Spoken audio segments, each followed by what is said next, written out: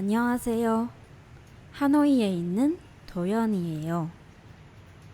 도연인 하노이는 한국어로 만든 팟캐스트이고 주로 내용은 하노이에서 태어나고 자란 한 소녀의 한국어 관련 이야기, 하노이에 대한 감상, 그리고 인생에 대한 생각들이에요.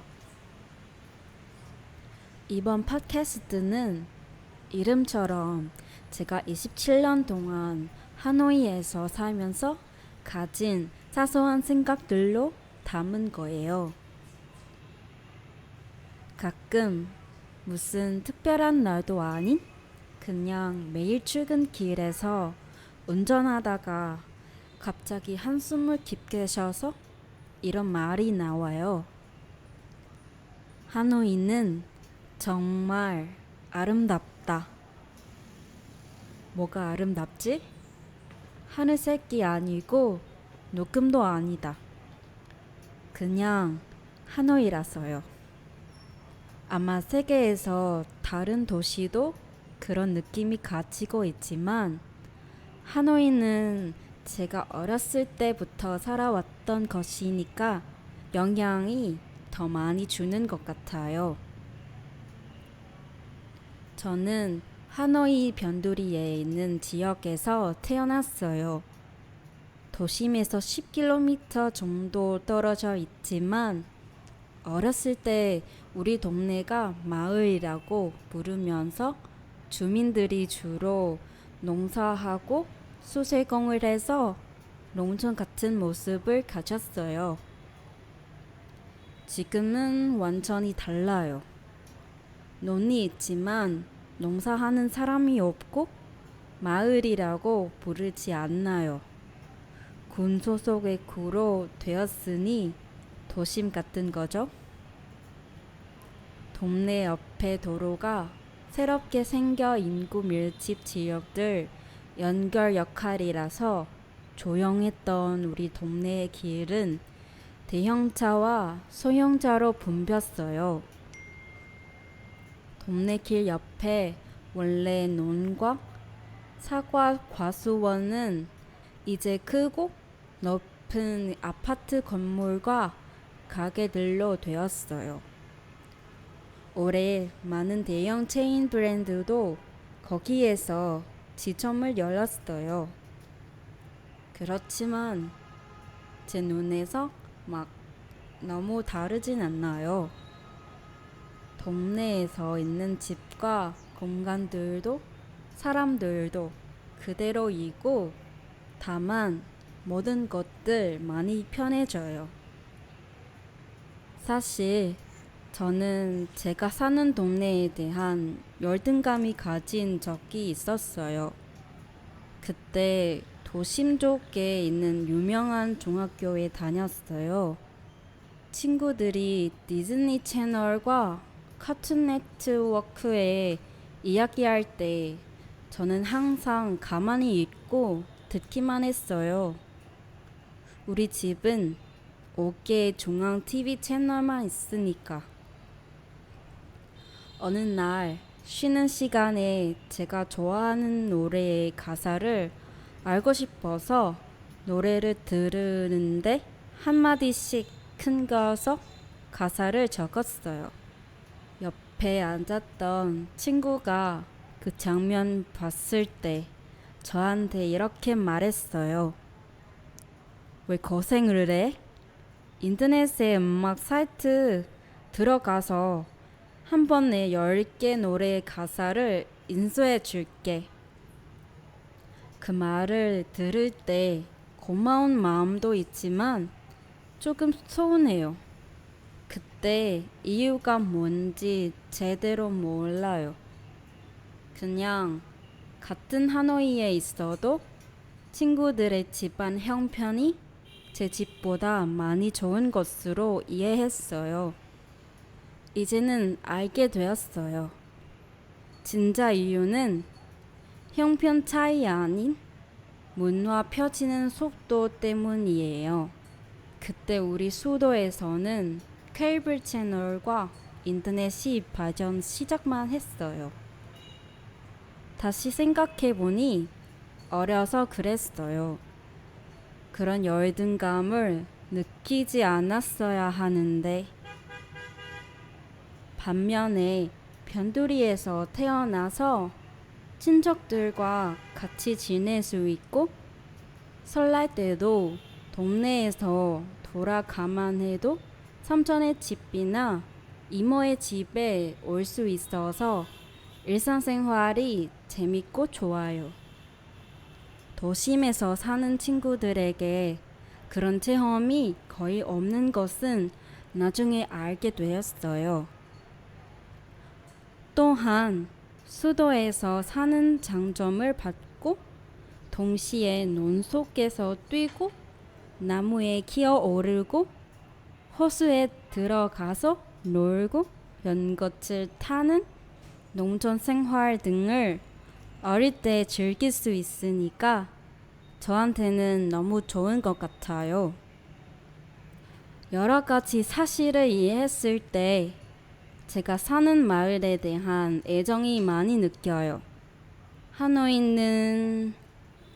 하노이를 사랑한다는 생각이 한 번도 머릿속에 떠오르지 않았어요.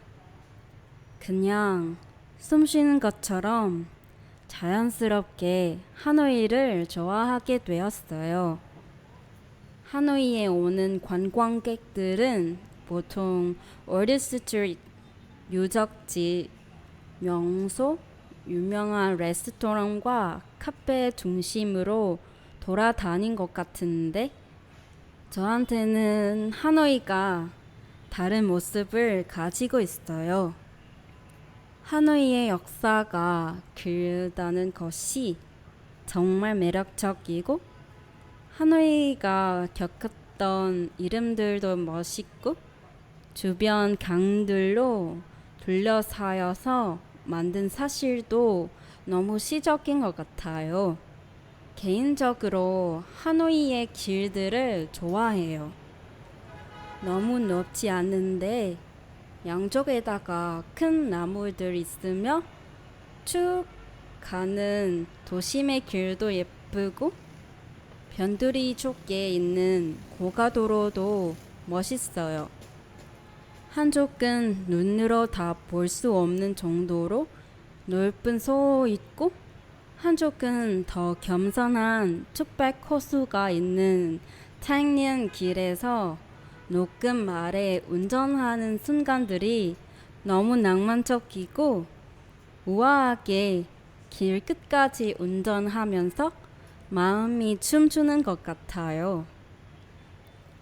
하노이 길의 이름은 주로 베트남 역사에서 신과 왕, 장군, 혁명 때 중요한 역할 했던 사람과 지적인의 이름에 따라 지었어요. 그래서 베트남 역사에 관심이 있으면 하노이 길 이름도 쉽게 기억할 수 있어요. 하노이에서 27년 동안 살다가 저한테 운이 좋은 것은 항상 맛있는 음식들이랑 인연이 있다는 것이에요. 어렸을 때부터는 엄마가 해주신 집밥 조금 커서 밖에 먹을 때는 하노이 모든 길거리의 맛집 퍼랑 분짜는 기본이고 하노이에서 좀 오래 살게 되면 외국인들은 이 도시의 음식 체험에 푹 빠질 거라고 확신해요. 하노이에 좋아하는 곳들 중 하나가 히든 카페예요. 작은 공간으로 골목 속이나 옥상에서 겸손하게 존재하는 것이 바로 히든 카페의 특징이에요. 그런 카페에 주인의 영혼이 담겨 인테리어, 벽, 전장, 음료수, 서비스까지 주인의 색깔이 다 보여요. 그렇다가 카페에 온 손님들도 분위기를 맞출 수 있는 느낌이 들어요. 왜냐하면 히든 카페 문화가 좋지 않으면 오지 않았을 거고 아예 이런 카페 있다는 사실도 몰랐을 거예요.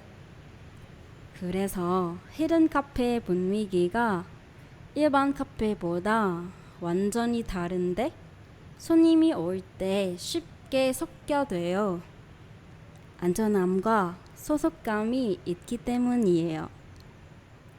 빠른 속도의 발전, 점점 줄이고 있는 변두리와 도심의 사이, 몽환적인 길들, 설레 만드는 녹음, 다양하고 맛있는 음식과 히든 장소, 그 모든 것이 바로 하노이예요.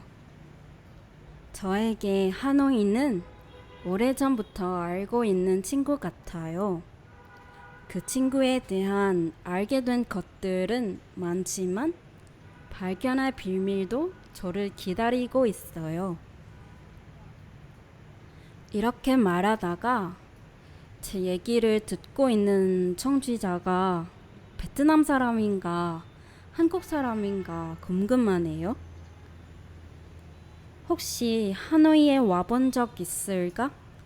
제 얘기 듣고 나서 베트남의 수도에 대한 어떤 생각을 할까?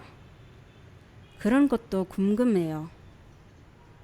이 팟캐스트는 아직 2회이고 홍보 시작하지 않으니까 청취자가 별로 없을 텐데 그래도 제 마음과 같은 사람들에게 닿을 수 있다는 희망이 있어요. 안녕, 제 정지자. 27년 동안 하노이에 살아왔던 한 소녀의 사소한 이야기들을 들어줘서 고마워요. 약속할 수 없지만 일요일마다 한국어 공부와 일하는 이야기, 하노이랑 제 인생 체험 관련 새로운 내용으로 새로운 팟캐스트가 나오도록 할게요. 그럼 좋은 하루가 되고 다음 주에 만나요. 빠이빠이.